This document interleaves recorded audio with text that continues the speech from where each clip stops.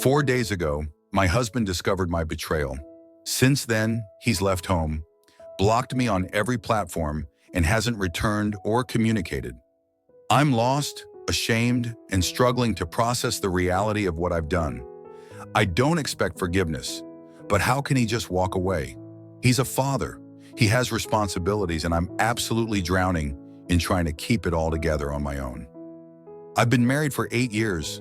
My husband and I have 2 children, and for most of our marriage, I thought we had a strong partnership.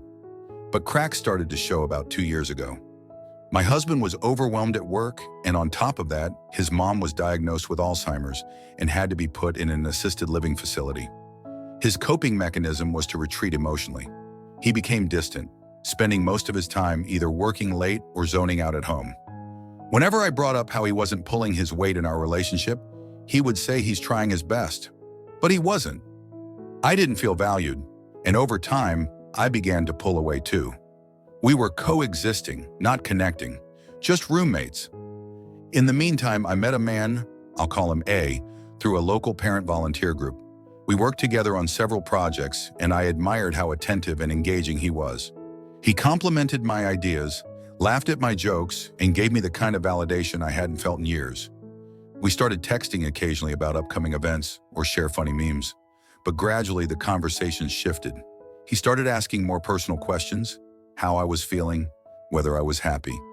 I began confiding in him about my frustrations at home, and he became a source of comfort. I should have stopped there, but I didn't. I told myself it was fine because I needed all the emotional support I could get, with my husband being distracted all the time. But I started hiding our conversations from my husband, which should have been the first sign that I was crossing a line. The first time A and I met alone, it wasn't even planned, or at least that's what I told myself. We had finished a meeting at a cafe and everyone else had left. We stayed behind, talking for hours. He told me he couldn't stop thinking about me, and I didn't stop him when he leaned in and kissed me. That kiss broke something inside me. It felt exhilarating and wrong all at once. Instead of walking away, I justified it by blaming the distance in my marriage. Over the next few months, A and I met regularly. It became physical quickly, and I lied to my husband about where I was and who I was with. We'd meet at his place during the day while my kids were at school, or sneak off for weekend volunteer events. I neglected my family emotionally and physically to pursue this selfish escape. I was intoxicated by the attention and the fantasy of being desired. The illusion shattered when A started making demands. He wanted me to leave my husband and said he deserved to be with me fully. He began pressuring me to introduce him to my children, which terrified me. I realized that I had allowed this situation to spiral far beyond what I could control. The final straw came when he sent me a picture of us together, a post-coitus selfie in our bed, threatening to show my husband if I didn't make a decision soon. I broke it off immediately, blocked him, and tried to pretend it hadn't happened. But I knew it was only a matter of time before the truth came out. 4 days ago, my husband found out. I don't know how, whether he found the messages or someone told him, but he confronted me. I couldn't lie anymore. I confessed to the affair. He didn't yell or cry. He just stared at me like he does when he visits his mother, devoid of any emotion. He left that night and hasn't been back since. I've tried to reach out, but he's blocked me everywhere. I don't know if he's staying with family or friends, and I'm terrified that he'll never come back. I can't stop replaying everything in my mind. Every lie I told, every opportunity I had to stop but didn't. I destroyed the man I love, the father of my children, and the stability of our family for something so meaningless in the long run. What was I going to do? Run away with AP, leave behind my children, my husband who's a steady provider, and get married with AP? Live in his room with his pot-smoking housemates? What was I even thinking? I took advantage of my husband's trust and prioritized my own selfish desires over the people who matter most to me. I see now that I didn't just betray him. I failed as a wife, a mother, and a person.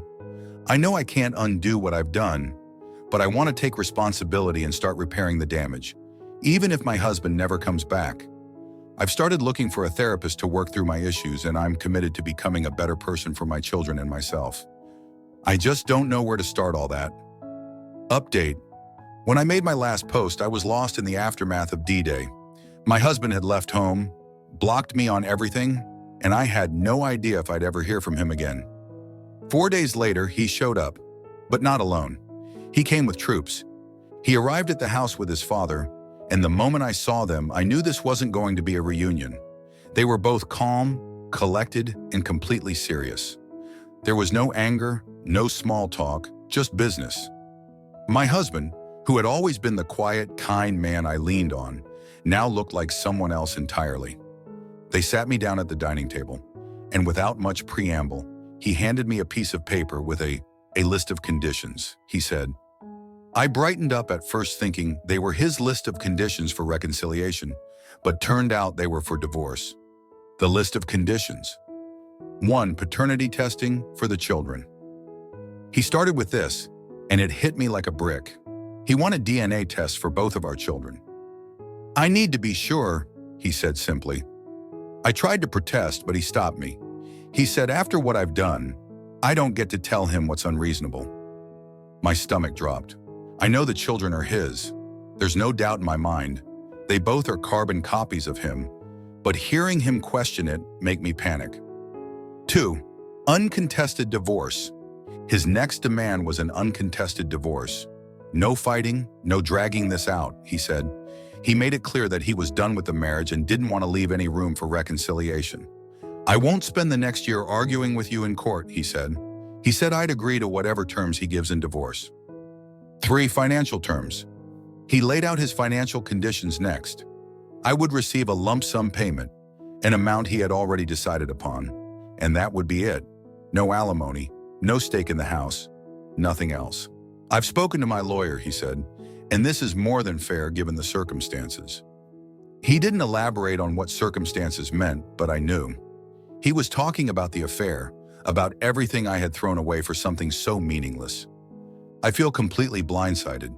I knew there would be consequences, but seeing it all written out like that, hearing him speak so calmly about ending everything we'd built together, it was unbearable. I wanted to beg him to reconsider, to give us a chance to rebuild, but I knew it wasn't the time. I didn't want to give his father the satisfaction. I knew he never liked me. I asked him if we could talk about it, if he could give me time to process. He just shook his head. You've had time, he said.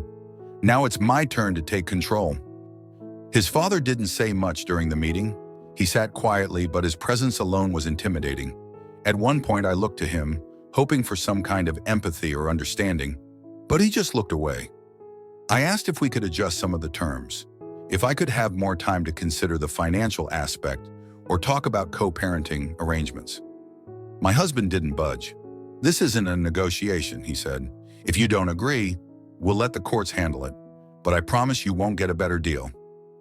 There was no anger in his voice, just cold certainty.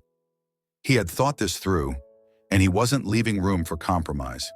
I've never felt so ashamed in my life. Every demand he made was a direct response to the pain and betrayal I caused. I see now just how much damage I've done, not just to him, but to the trust and foundation of our family.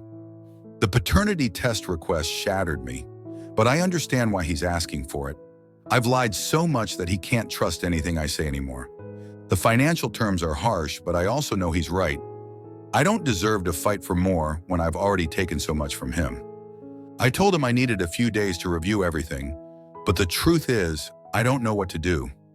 Part of me wants to fight for the marriage, but I know that's not what he wants, and maybe it's not what I deserve. I'm terrified of what the paternity test might do to the kids if they find out about them, even though I know they're certainly his. I'm scared of facing the financial reality of losing the house and living without alimony. I haven't worked in at least 7 years, and the reality of going back to work scares me. Most of all, I'm scared of the permanence of all this, that no matter what I do, I've lost him forever. How do I handle the paternity testing with my children? Should I accept his terms outright, or is there room to ask for more time or adjustments? How do I begin to rebuild my life after this? I know I have no right to ask for anything, but I'll be in gutters if I accept his terms.